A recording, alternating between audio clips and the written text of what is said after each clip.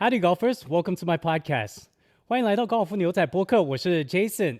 今天我们有特别的一个来宾，大家其实之前也已经有看过他的这个播客，反应也非常厉害的。我们今天又邀请来我们亚洲第一教练 Kevin Smeltz. Let's welcome Kevin to our podcast. Thank you, Jason. Yeah. It's good to be back. This is, I think, our second podcast we've done together. This is, yes, the second podcast and the first podcast we've ever done in M Golf. Well, welcome. What'd you think of? It's great. It's a great facility. I mean, you've got fitness. You've got obviously, launch monitors, and you can do strokes gained and compare yourself to whether it's Division I golfers or professionals or whatever. And it's got putting, and basically you've covered everything. Nice. Was it easy to get to when you? Yeah, it was good. It was good. Okay. It was fine. Parking was easy and everything. Parking was easy. You just make a couple turns and you can see M Golf from the street. It's all glass and you can see people in here hitting balls. It's quite easy to find. Awesome. You had quite the busy year since we last had our conversation. I've been traveling around a little bit. I've spent some time in the U.S. and then I was in Shanghai and I've been in Sanya and I've been obviously in Dali and I've been in Chengdu and I've been in Hong Kong and I've been in Chongqing. So. A lot has changed. A lot has changed. You also picked up a few tour players as well. I did. Yeah. So you have Liu Yijie, Ying Xiaowen now. Ying Xiaowen. I used to teach Ying Xiaowen before she went to play the LPGA Tour. Now I'm seeing her again. And then you have the Shi sisters. Correct. And then this morning we just had GUI. Yeah, GUI came over for some help before she goes to the final stage of Q School in Japan. Awesome. And before this, you were at the national games. How was that whole experience? It was good. It was obviously I'd been to in Huangshan the qualifier for the national games during COVID. Around COVID, and it was quite strict and things like that. But this was, past the qualifier. It was the real national games and the pride that everybody had on representing the province they were playing for. But not only that, but to their country it was a cool experience. That's awesome. Yeah, it was great. And how'd the girls do? Yeah, I was the coach of the Sichuan team. Finished fifth. Okay. Could have been better, obviously. I mean, everyone says they could have done better. The team that wins says they could have made more putts or hit better shots or whatever. But that was the best the Sichuan team has ever done. That's awesome. So we're looking forward. Now we can build on things and be back in 4 more years. Okay. And so now, you're working with all these tour players now. How did you get involved in that? I know when you were with LED, you had a few tour players yourself. Yeah, I actually had quite a few. At one point I was teaching some PGA Tour players, and then I sort of gravitated to, somehow I got involved with a lot of the LPGA Tour players. I used to teach maybe 10 LPGA Tour players at one time. I had 4 probably PGA Tour players at one particular time, and haven't done that, quite as much since I've been here the last 7 years. So the odd player would come every once in a while, but yeah, it's been fun. And you're teaching a lot of them in Dali now. For a lot of people that don't know. I'm based in Dali now. So a lot of the Xu sisters have come, GUI's come, UGA's come, Yin Xiaowen's come when she was home after the Buick. It's just a good, relaxed atmosphere, great greens, tight fairways.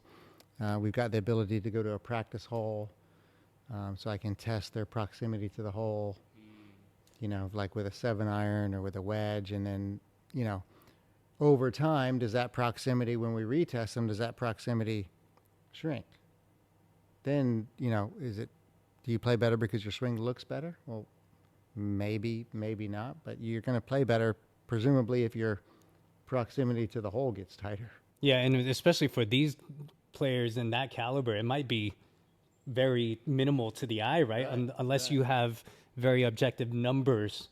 Correct. To back it up, right? And for a player, it's sometimes subjective. Oh, Yes. I didn't hit it very good. Well, you hit 6 greens out of 10, but your average proximity was closer than it used to be. So you hit 1 in a bunker, 3 in the rough, but those are all easy up and downs, and you made 2 more birdies than you would have before statistically. So you felt like you didn't hit it as good, but you actually, over those 10 shots, you made 2 more birdies than you did before, or 1 more birdie than you did before. So I think the old stat of greens in regulation isn't quite as conducive for an elite player as people once thought before data analytics, more data got involved.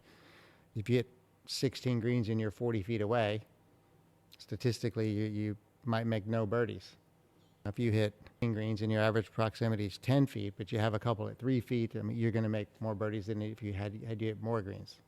Yeah, because I think for the regular amateur, a lot of it is just fairways in regulation, green in regulation, and then how many putts did we make, right? Yeah. But I think what we've come to realize, especially the last few years with, as you said, more data, more people coming out with different things. You mentioned strokes gained.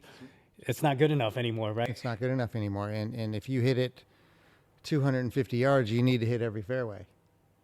If you hit it 320 yards, fairways aren't really that important over time. If you play the U.S. Open, extremely important. Mm-hmm. Or maybe the China Open, the Volvo China Open, if the fairways are narrow and the roughs deep, fairways are important. But over time on your average golf course, if someone's going to hit their average 7-iron, let's say it's 150 yards and it's 5% of the distance, and the rough's 7.5% of the distance, the person from 320 is going to hit it closer to the hole than the person from 250, without doing the math in my head right now. Yeah. But, you know, so it benefits that person that hits it long to try to hit it long, potentially be in the rough, maybe in the fairway. Now they're going to hit it for sure closer than the other person. You're using a lot shorter club, right? Using a lot shorter club. So, and if, you know, you hit it 8 feet and it's 50% make percentage from 8 feet putting, and it's whatever it is, 6% from 25 feet. Yeah. You mentioned something quite interesting. You talked about 8 feet and 50%. I think we might go into that a little bit, because that goes into a lot of expectation management and a lot of that. I think a lot of our viewers don't even know, you know, what their make percentage is supposed to be from 8 feet, right? I'm sure that many don't. So what do you find is the most difficult part of like expectation management in terms of, you know, when it comes to like putting, hitting the greens, you know, because I think I was guilty of that as a kid, right? I thought I should hit every single green. I should be making every single putt, right? But this is way before, you know, what is the actual PGA Tour average? And that's logically, as a player, as a parent, as a grandparent, as a brother, a sister, a coach, logically you would think that. I think the biggest one for me personally was every putt needs to finish 1 foot past the hole. Because if it doesn't get to the hole, it doesn't go in. Yeah. Right? So especially a birdie putt. You should always hit it past the hole.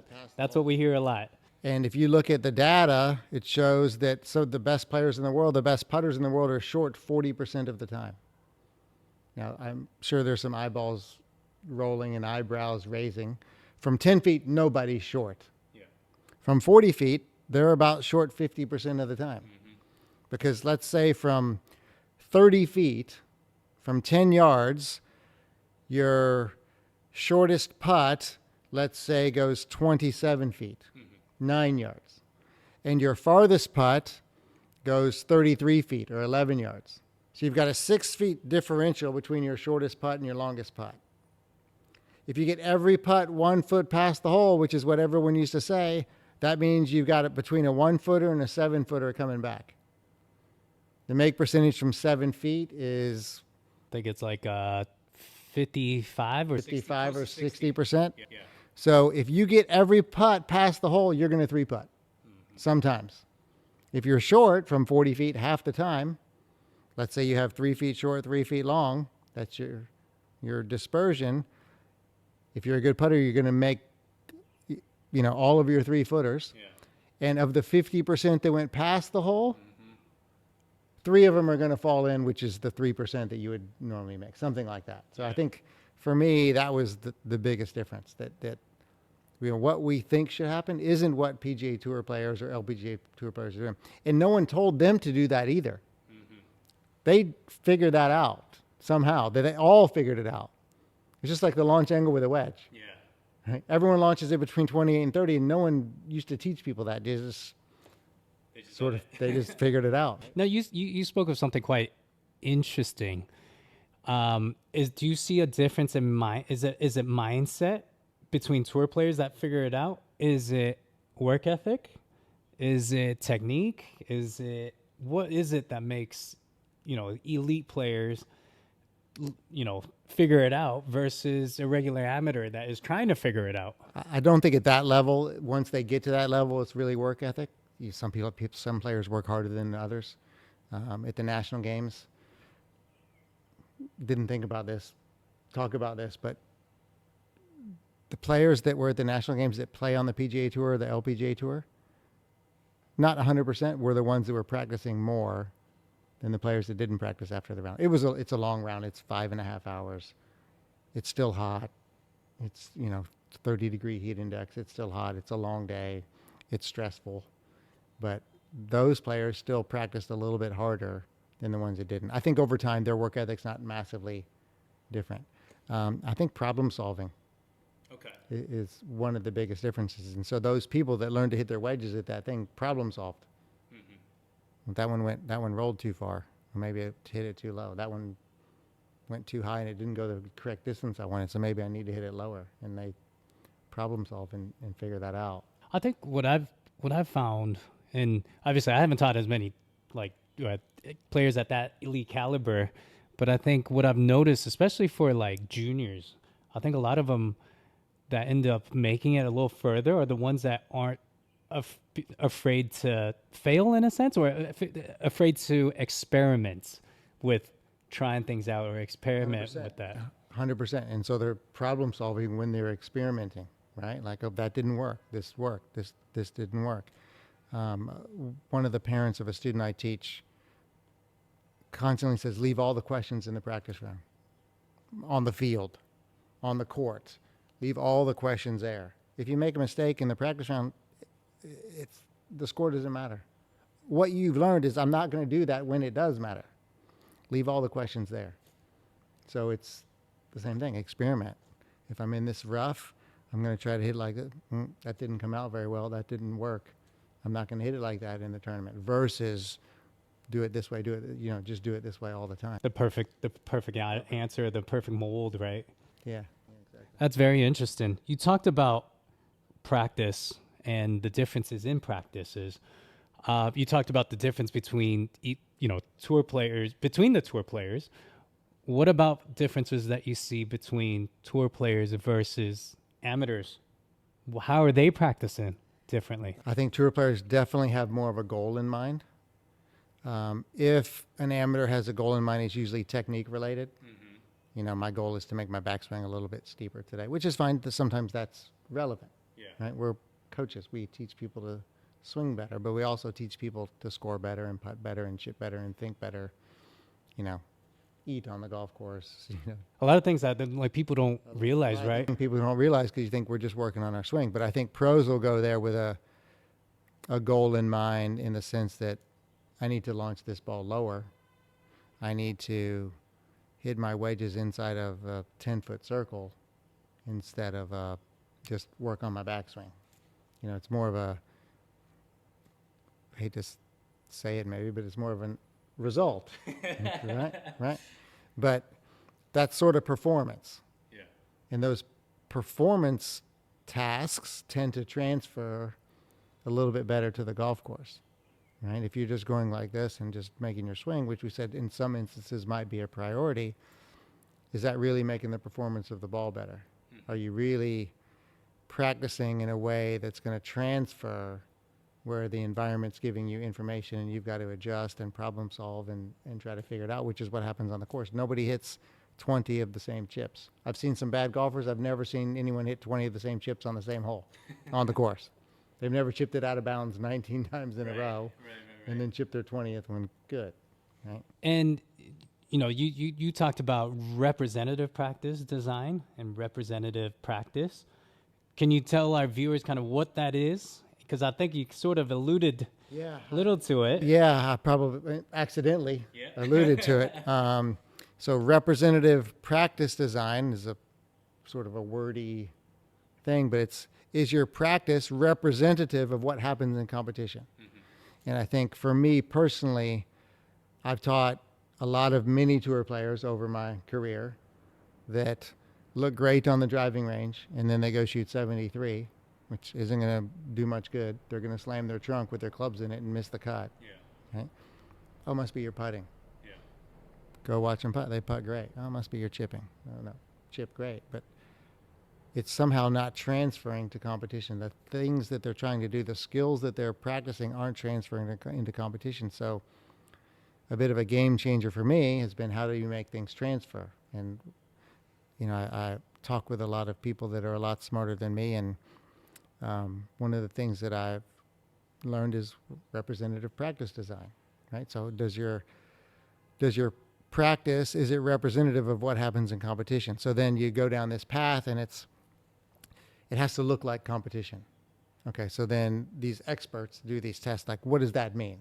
Does that mean if you're a basketball player that you've got to have 20,000 fans and people are cheering and you know, like the distraction, like what level does it have to be representative to actually transfer? And I think what they've come up with, and these PhDs of neuroscience and motor learning, and talk about it in a sense of a piece of cake.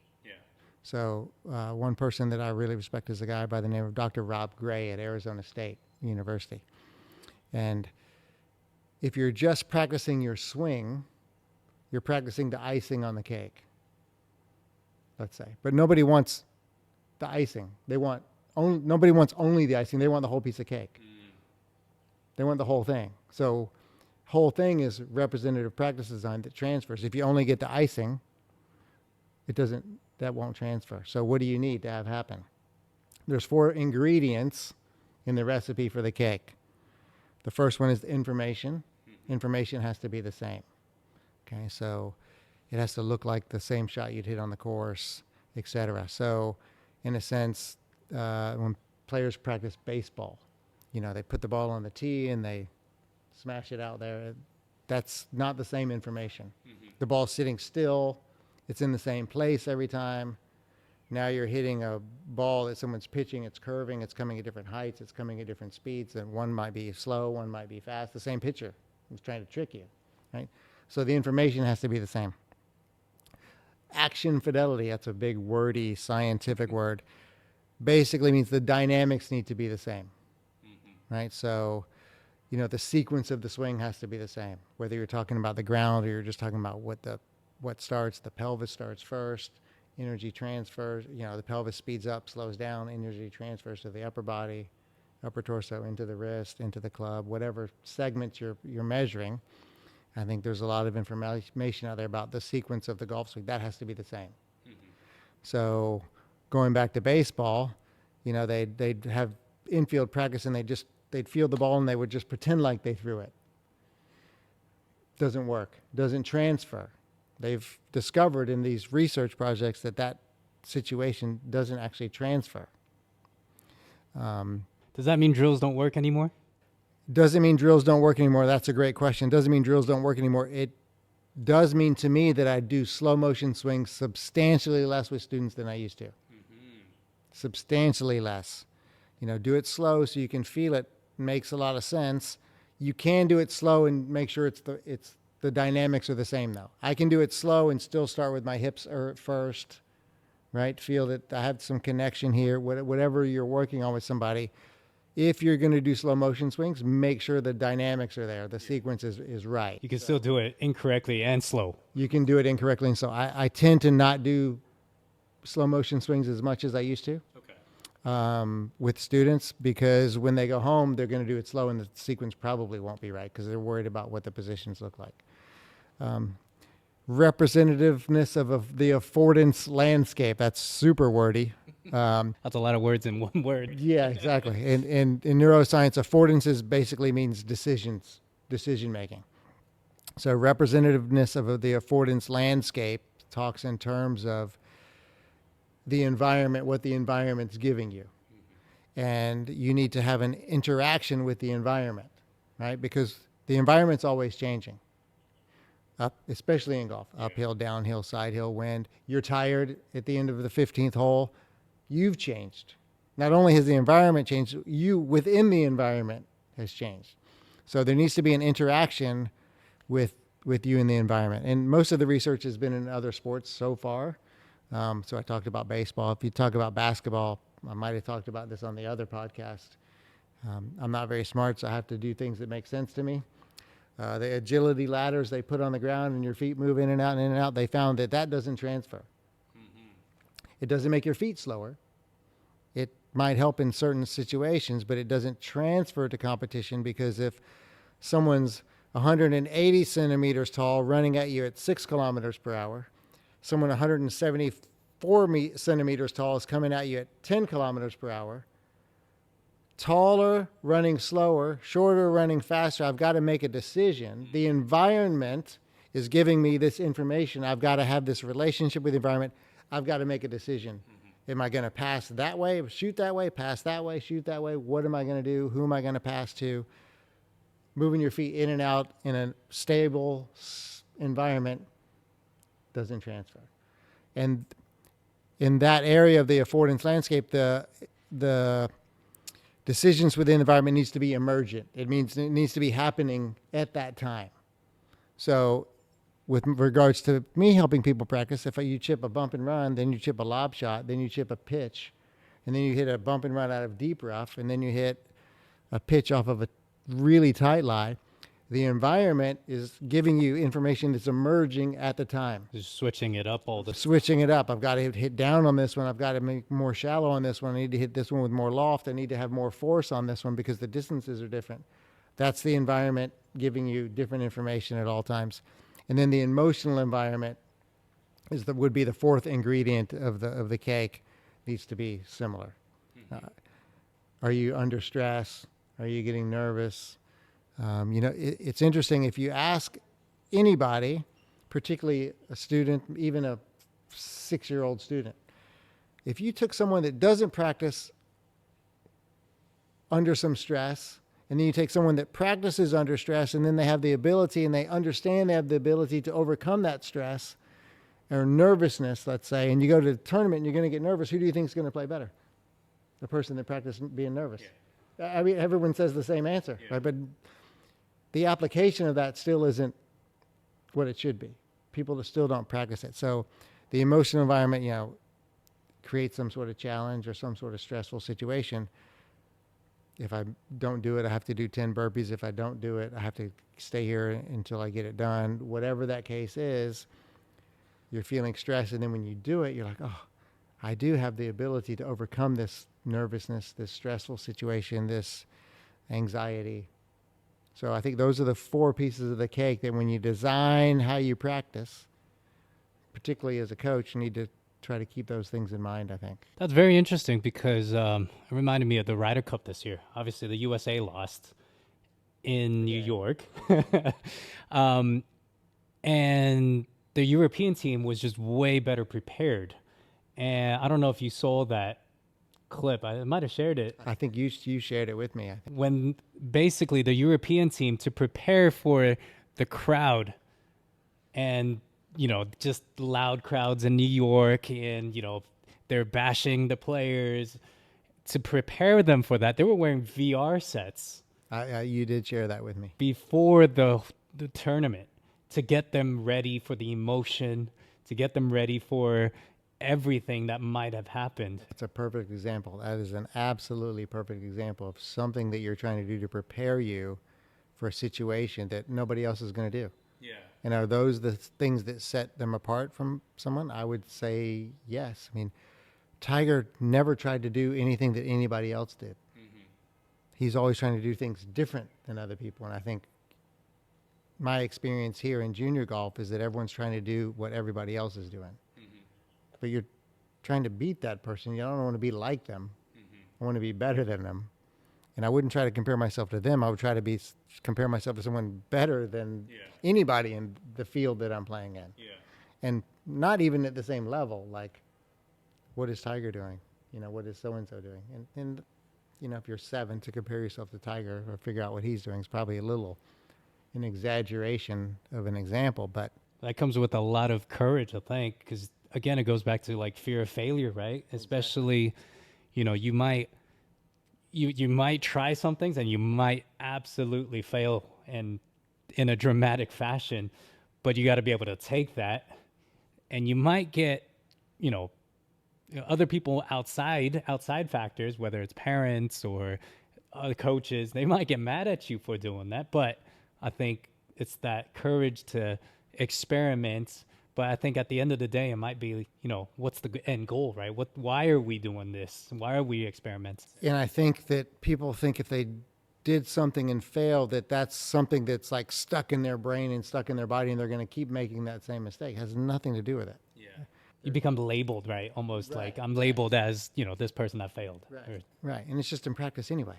Yeah. In this instance, there was research done at Stanford. I'm sure most of the viewers have heard of Stanford, and any of the viewers that are parents want their son or daughter to go to Stanford and play golf at Stanford. There was research done at Stanford on what happens every time you hit a shot.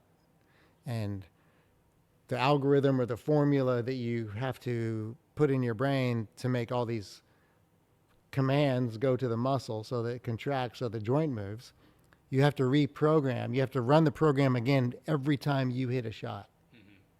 If you hit a ball to the right, doesn't matter, have to run the program again.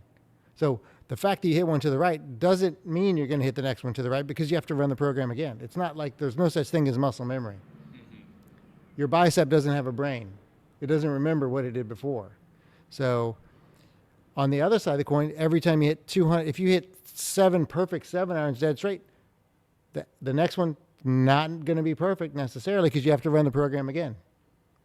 Whether it's good or bad, you still have to run the program. So I think you hit 2 to the right. Oh, now you hit 1 to the left. Oh, now you have a new problem. Now you have a problem to the right. Now you have a problem to the left.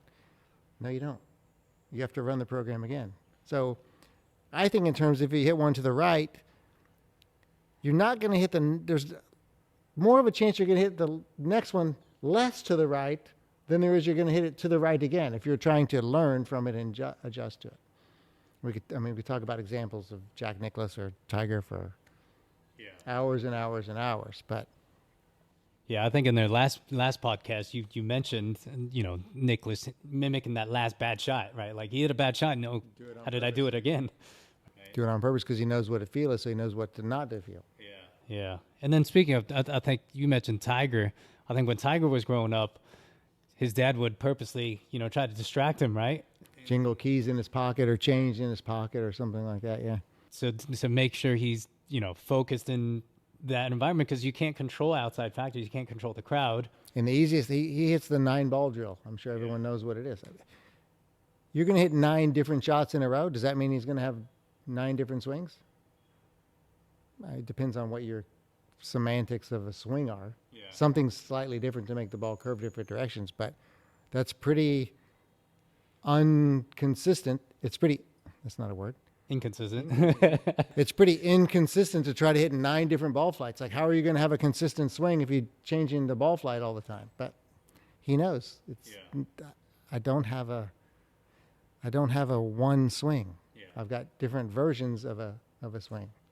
I think that's all great, but I think a lot of our viewers, especially amateurs, right? Because what they're thinking is, well, I'm not going to turn professional, but for me, I just want to break 100 or break 90 on the golf course and, do that consistently. What is something that amateurs can do today that, will help them on the golf course based off of representative practice? I think anyone can do stats. It's like, oh, I'm not a good player, I don't need stats. I think you need something objective and unemotional to tell you what you need to practice. Okay, so step 1, know your game, stats. Know your game. And then once you have if you're practicing, let's say with your 7-iron and your coach told you the club face needs to be more square going back, and you have your alignment stick down on your mat, do that. And if you're comfortable with it, if you're completing that 70% of the time, 75 or 80% of the time, start doing something more representative. Hit a 3-wood to the flag on the left. Hit a 9-iron to the flag on the right. Hit a driver down the middle of the fairway. Even that's more representative than just hitting the same club over and over. it's going to feel harder. It might not look as good. People are going to judge you, or people are going to compare themselves to you. But you're doing what science, everyone wants a system. This is systematic, right? It's what's going to, science says is going to help you. Statistics say that this is objective information that's going to help you. This is how you create a system, right? So if you fail 40% of the time, if you fail 60% of the time when you're changing targets, go back to the safe place. Put your alignment stick back down, keep hitting your 7-iron with the face, and then when you get good at it again, start making it more representative. So to just go out and say, oh, this guy Kevin teaches good players, I'm just going to hit shots all over the place with different clubs, I'm not necessarily suggesting that. You still have to satiate your need for comfort, right? Like, everything's safe here, I'm hitting it okay. Now I'm going to try to do more representative. If it gets really bad, go back, start again. It's fine. My swing's fine. I'm hitting it good again. I'm going to try to make it more representative, because the thing when you're making it more representative, now you've got to juggle things cognitively. If I'm going that way, the flag's a little uncomfortable when I go that way because of my swing path. It feels much more comfortable going that way. The wind's coming at slightly different directions. This flag might be up. This might be down, depending on the topography of the driving range. That's much more representative, not only just because you're hitting different clubs, but because you're processing a lot more information. Every shot is different then. Every shot is different. So if you lose your comfort zone, go back to the other one and be like, okay, well, I was hitting bad shots when I was trying to make it more representative. It obviously wasn't because of my club face necessarily. It was because I was juggling all these other things. I think the most difficult part, I grew up guilty of that, right? And I would bang out 500-600 balls easily, like the whole afternoon. And looking back now, I think it's so easy to get into a spiral of, all right, you're supposed to do different targets. You're supposed to have representative practice, but it's so easy to just hit one and then, oh, that didn't feel right. Okay, I'm going to try to do better on this next one.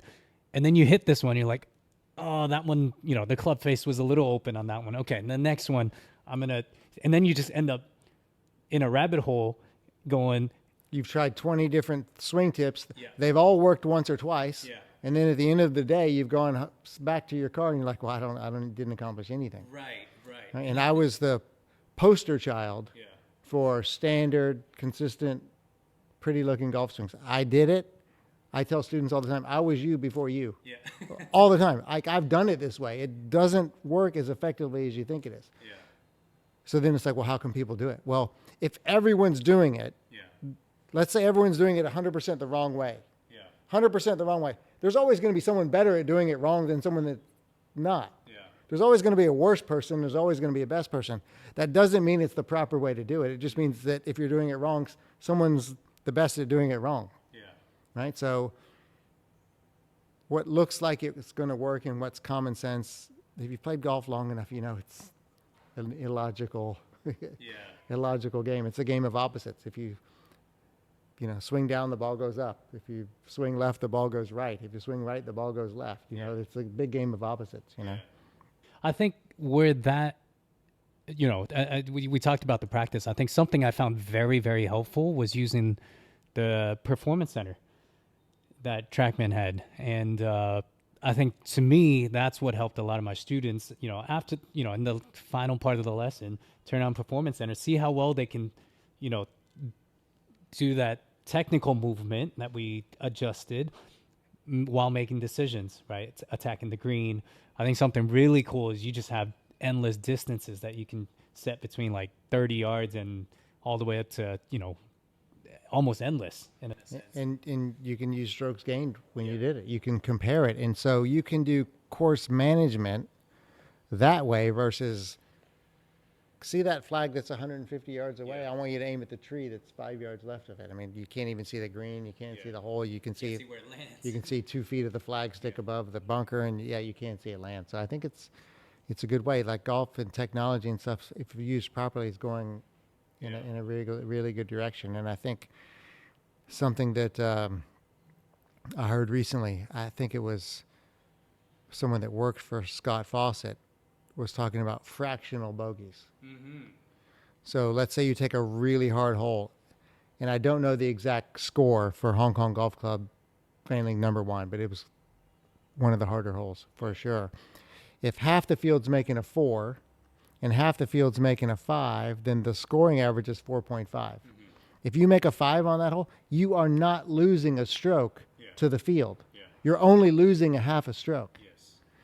If you're playing a par 5 that's 3/4 of the field are making a birdie and 1/4's making a par, and you par that hole, you're losing, like, the math right, 3/4 of a stroke. That's a bigger loss. You made a par. You lost more strokes than you did when you bogeyed number 1. Right? So if you're making a bogey on that hole, that par 5, now you're losing 1.25 shots or whatever the number is. That's a big loss. But just because you bogey a certain hole doesn't mean it's expectation management again. You didn't lose a whole stroke. Right? Like, maybe your score's high, but you're not trying to shoot a good score. You're trying to win the tournament. And if you shoot, you and I know this. I've asked 3 or 4 students, some great junior golfers, would you rather shoot 2 over par and finish second in the United States Open or the British or whatever? It doesn't matter. It doesn't matter if it's the United States, just in a major championship. Or would you rather shoot 17 under and finish 20th in a PGA Tour event? They said, I'd rather shoot 17 under. It's like, what? How? The score's better. Yeah, but TaylorMade wants you to be on TV. And they're paying you to be on TV, so you need to finish second in the U.S. Open, right? You're going to get business opportunities, corporate events. Your clothing company's paying you to play good. You're making substantially more money shooting 2 over and finishing second than you are at 17 under in finishing 20th. It's not even a conversation that we should even be having, right? So you're trying to win the tournament, not shoot a low number. And depending on the tournament, obviously low numbers win, but it's the lowest number relative to what everybody else is. So going back to expectation management, a 5 on a par 4 isn't always a 5. You could be losing more than a stroke. You could be losing less than a stroke. Right? So I think that's something that I think could be very helpful too for people. I think something that I've learned and really changed my mind is, and I tell them that to students now too, are you playing to win, or are you playing not to make a mistake? Or are you playing not to lose? Another conversation we shouldn't be having, but the answer is far, far, far too often is I'm playing not to lose. And it sounds the same, right? It sounds the same on surface, right? A lot of people might think, aren't they exactly the same? But they're miles different. Miles different. You just hit a 40-foot putt too far past the hole. This is even on the practice green. Now you hit a 40-foot putt 4 feet short. So they're very far apart. And I said, did you try to not hit that one long? They said, yes. On the surface, it looks the same as I'm going to try to hit this one close to the hole. They both ended up shorter, but one you're trying to hit a good shot, one you're trying to not hit a bad shot. And I can promise you, champions and elite athletes in every sport are trying to hit good shots, trying to hit good swings, trying to hit good shoot good baskets. They're not trying to not make a mistake. I think that's a big one for parents to understand as well, right? In the pursuit of wending, right? In the pursuit of stability and not making mistakes, you're actually just going to lose in the end, in the long game. In the long run, your muscles will get tight, your swing will get choppy. You might not see it, but it won't be as fluid. So. And then in if you're trying to win, if you're trying to win, then your mindset is different as well, right? You're not afraid of making mistakes. You might, hit a stiff shot next to the pin, but you might also hit it into that bunker. But at the end of the day, you're trying to win, right? If you're tied with your playing partner, I think you and I shared a student. He's in America now, Sean. In a tournament, he was tied with his playing partner, but he knew in that par 5, that kid was taller than him. He was going to get it on in 2, easily, and he had to gamble. Normally, if it was any other day, he'd probably lay it up, hit a normal, layup, and then hit it onto the green on his third shot. But he knew that kid was going for the green. They were tied. It's the last day on the last hole. He had to make something happen, and he had to turn on the switch, hit a 3-wood, try to get it onto the green, hit it into the bunker, drop 2 shots. Instead of second, he finished third, but he gave himself the chance to try to win. Try to win the tournament. That's your goal, is to win a tournament, not try to make a mistake so people don't judge you. Yeah, yeah. Right? I think that was the biggest kind of takeaway in that.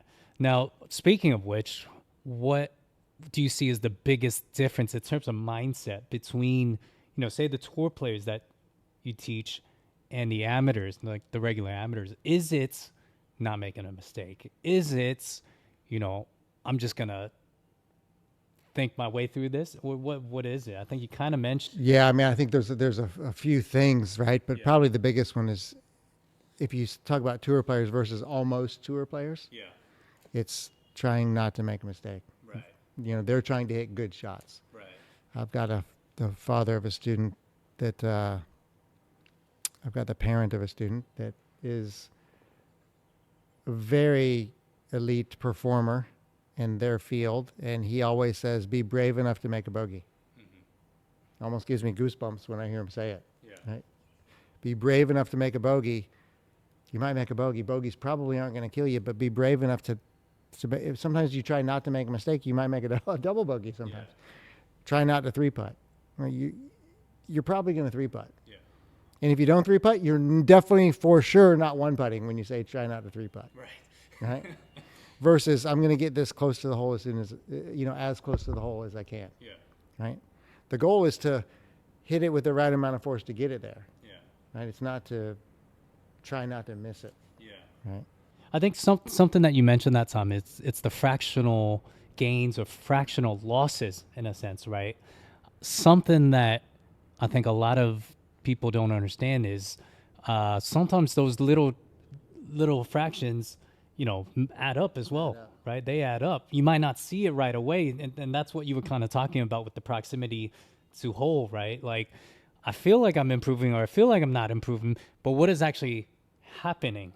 And those fractional gains. When we were in Dali, I took one of the junior students out there, and from 158 yards at altitude, so he was hitting an 8-iron, hit 10 balls, hit 2 in the bunker, hit 6 very close to the hole, and hit 2 in the rough. And father wasn't very happy about it. He missed 4 greens, and we did his proximity to the hole. It was 6.5 yards. That's closer than the average PGA Tour player. Mm-hmm. He's going to make 4 birdies. Yeah. And hopefully he makes 4 pars. And the rest pars. But the 4 he missed the green, he makes pars. So you just shot, however many under. Yeah.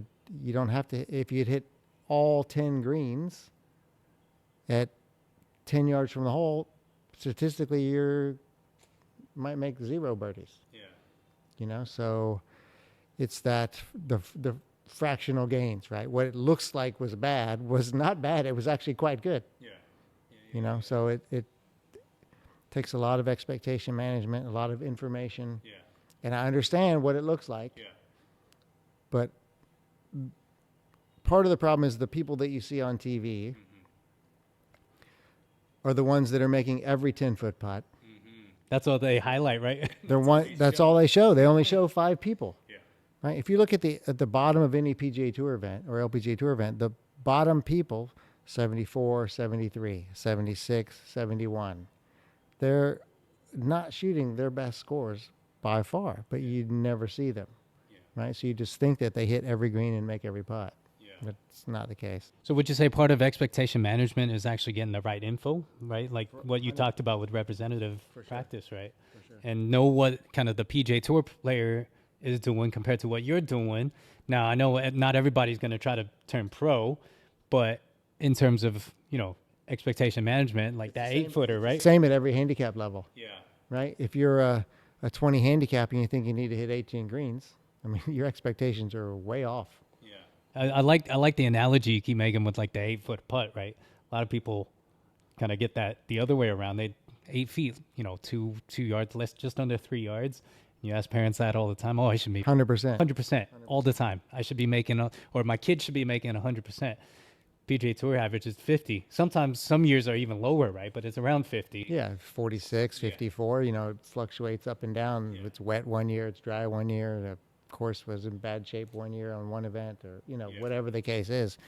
But it is a little different because, to be fair, they're putting on different greens every week, different courses. So some bent greens, some Bermuda greens. So if they're on the putting green practicing the PGA Tour, it's probably higher than 50% if they hit the same putt over and over and over.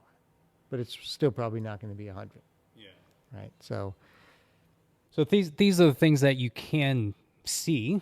We're going to sort of shift gears to things that you can't see, and something that I think we're both really into now is like the ground force reaction. What is something that you see that the tour players are doing that the irregular amateurs are not doing? So if you're talking about how you're pushing on the ground to move your body, rotate your body in hopefully only two directions, right? You don't want to be forward and back too much. Rotate your body this way. People talk in terms of that's tilting, but I'm actually rotating. If I had an axis through me, I'm rotating this way. And rotating this way. I've seen very, very few people that don't do them and do them in the wrong order. I've seen very few people do them in the wrong order. A couple times they might do a couple of them the same, right? There should be a sequence. Lateral first, then rotation, then vertical. Amateur golfers, almost all of them do them in the right order too. Yeah. The timing of when they do them is almost always too slow. Okay. And the magnitude for sure isn't quite as high. So I think if you took Tiger Woods and you put him at the top of his backswing, most people would say his weight's 75% pressure. People used to say weight. Some people still do. The pressure's 75% on the right foot and 25% on the left. It's 50-50. They've already started to move in a way that's going to apply pressure to the ground to make their body move in whatever direction they're trying to. So what it looks like it is on video, the invisible forces on the ground aren't so.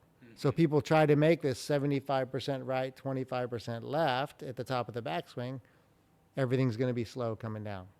And I think that's a great point, because I think from a lot of the amateurs that we end up teaching, a lot of them just visually, because that's the thing you can see, they'll go, okay, we're going to get everything to the right side and then make sure that whole sequence is correct, and then start their downswing after. But then, as you said, most of them are going to be super late. Force precedes motion. Yeah. So you've got to apply forces, in this case, to the ground to get your body to move. And you've got to apply those forces early. Yeah.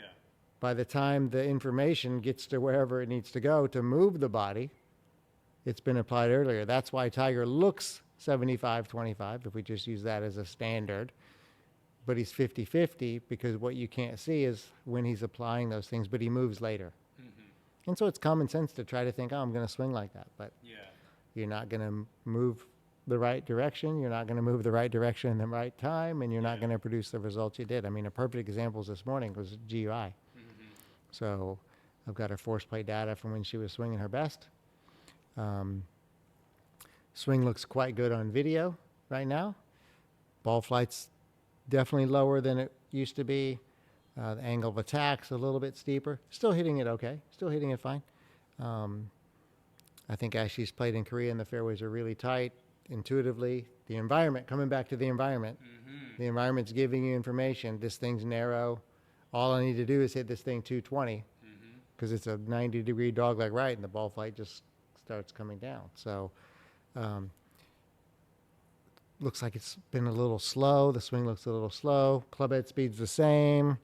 Just doesn't look as aggressive. And put her on your force plates this morning, and everything was a little late compared to what it used to be.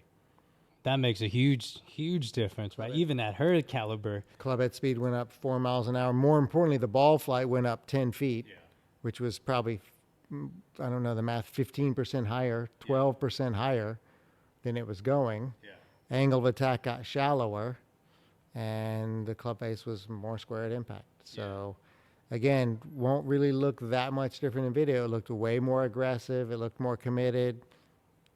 In this case, it wasn't mental. Yeah. Right? It was like just the environment was dictating that she needs to hit it lower, and so the forces got a little bit late. Yeah. But it's something that I couldn't see, nobody could see without having the data. Yeah. So there's Got to measure it, right? a perfect example a couple hours ago. Yeah, no, there you go. There you go. Yeah, that was a huge difference, even in that 1 hour, essentially. Yeah. And, you know, she still has a lot more room, right? Even at her caliber, and she's visually, it looks like everything was straight, but fractional, right? Fractional differences. If she, you know, hit it like she was hitting it before, she might be missing, you know, and not making as many birdie putts, right? And Exactly. At that level, you're trying to really fine tune. I mean, she said it felt like a sort of her old swing, right? Where it didn't really look much different, but, you know, in the past few months, but it was different. So you got to get that information. And I also had it from before when it was good. Yeah. It's one thing to just like, oh, you're not hitting it as good. Let's just try this. But this is her pattern that she's developed over time that she does when she hits it good. Yeah. And then in the off season, you know, there's some room for, you know, she swings her driver this morning, 101, and there's room to probably get it 105, 106 if that's a priority. Yeah. I mean, speaking of tech, right? I think there's a lot. We're considering right now with, you know, sports box, and what's your kind of thought with like sports box versus, you know, say like, you know, Doc Neal's biodynamic gears, all that kind of, what's your take on that? Especially now we have like force plates and things. Are they, you know, is that going to be irrelevant in the future? What do you think? Or is that going to develop even more with AI? I think the AI is going to push it way higher. You know, my first 3D system was a wired system with wires on. It was super accurate, 1/10 of 1 degree, 1 millimeter. Yeah. It's heavy. Yeah.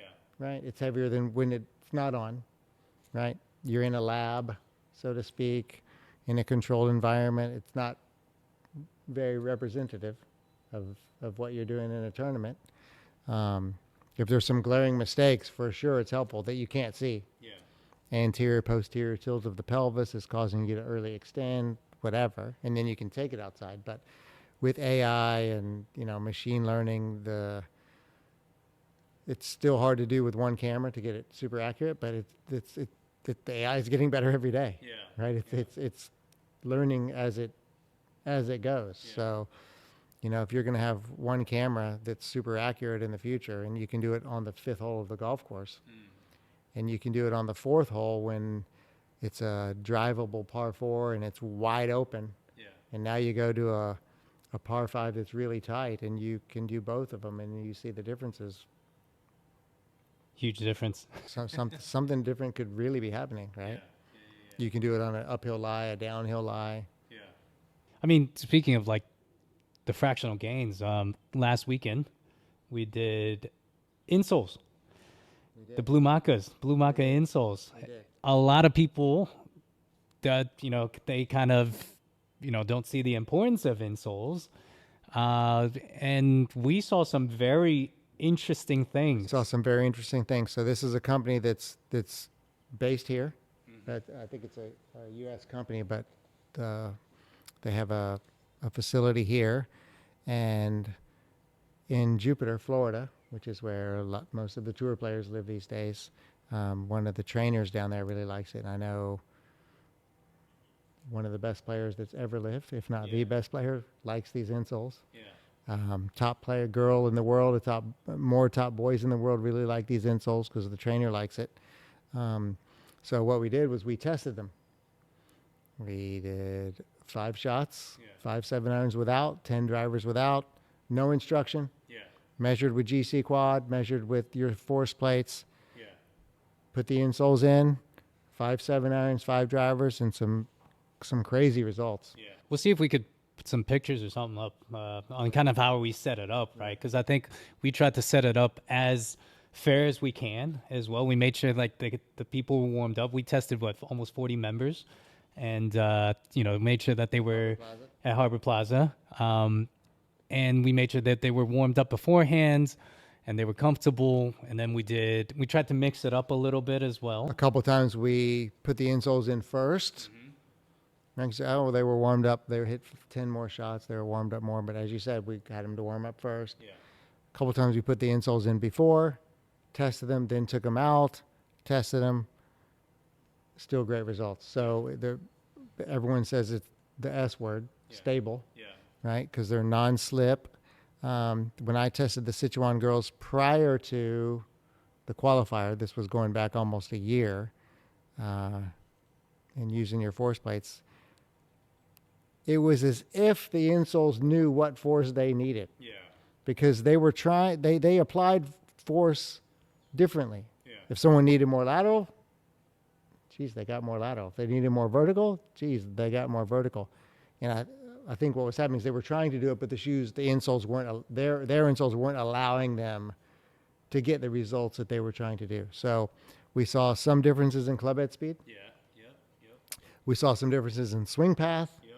I think the biggest thing was smash factor or efficiency in solid contact. Yeah. I think we saw the most change in driver as well. We saw the most change in driver. Now, whether that's, and we haven't gone through all of the data yet, but maybe because driver, you're trying to hit harder. Yeah. You want to hit harder.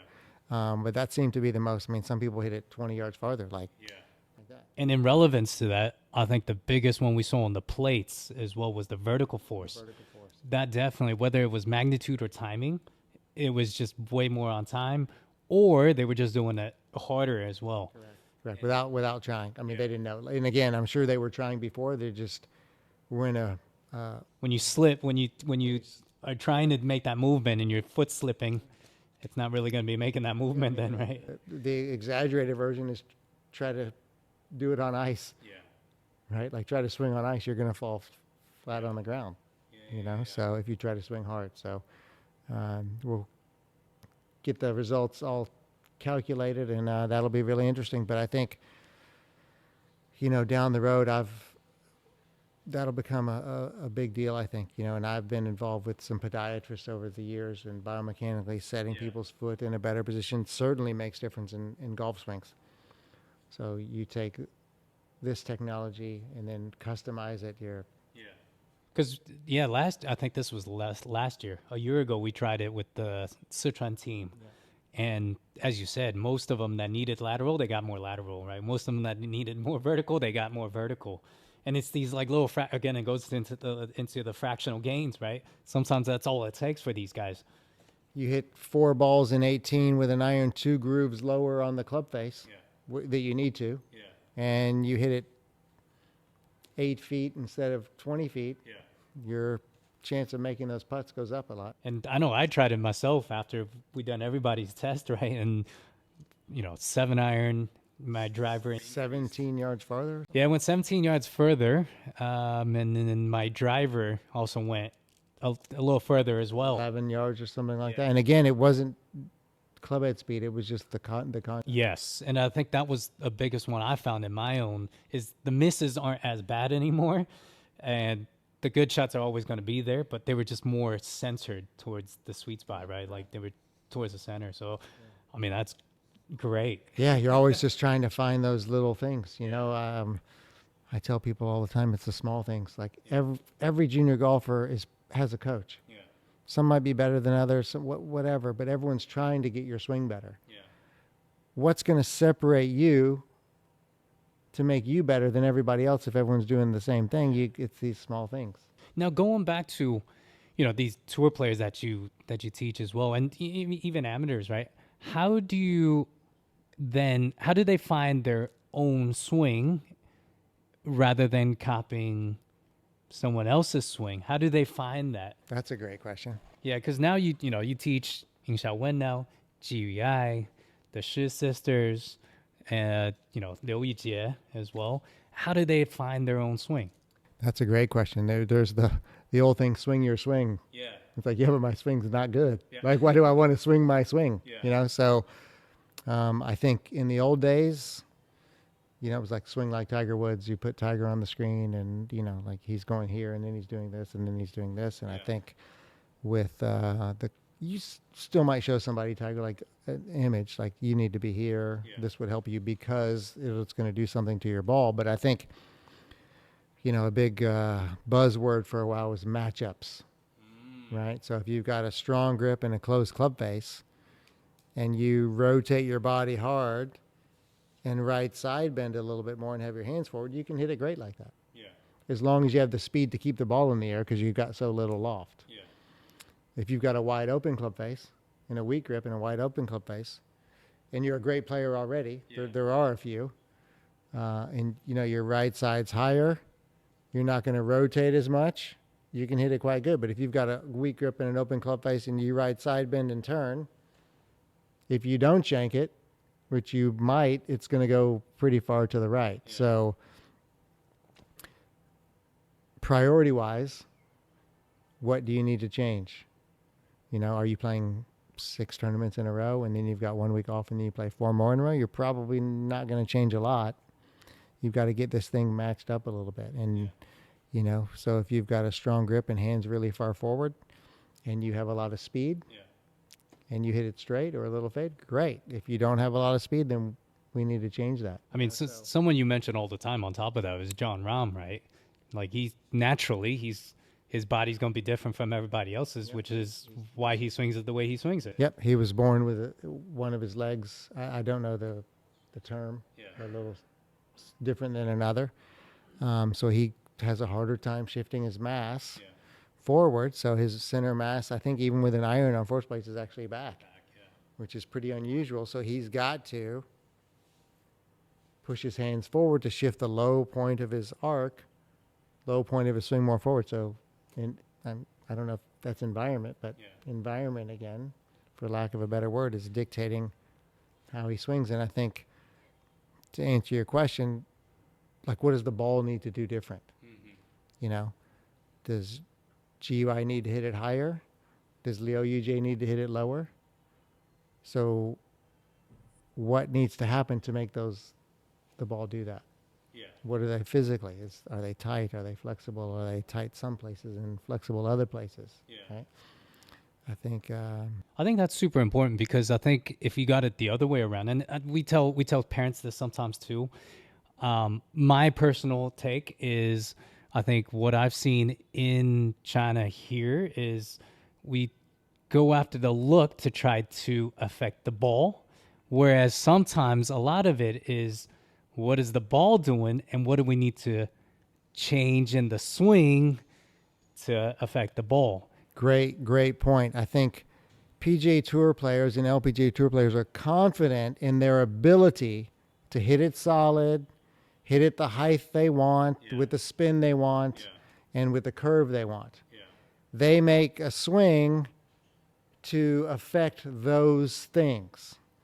Too many players are confident in what their swing looks like and think that that's going to help those things. It's not necessarily the case. Yeah. So then you sort of talk about what's skill and what's technique, right? Technique is, I would term it as how you're doing things to make it look a certain way, and skill is, can you use those in different contexts or different environments? Yeah.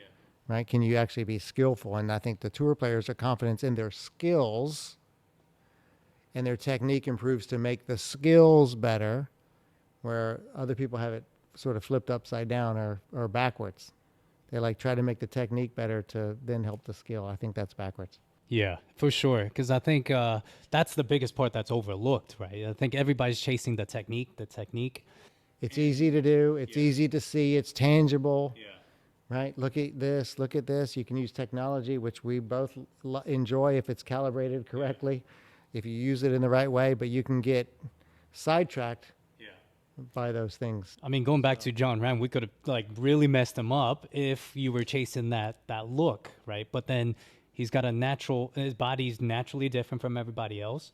So he's going to have a different ball, movement, right, than everybody else as well, and look than everybody else. Lee Hao-tong's a great ball striker. Yeah. Awesome ball striker, and the club's, a bit laid off at the top, and he matches that up coming down and hits this beautiful little fade. Just got his PGA Tour card. Yes, he did. Yeah, congrats. Congrats. If you ever see this, how long?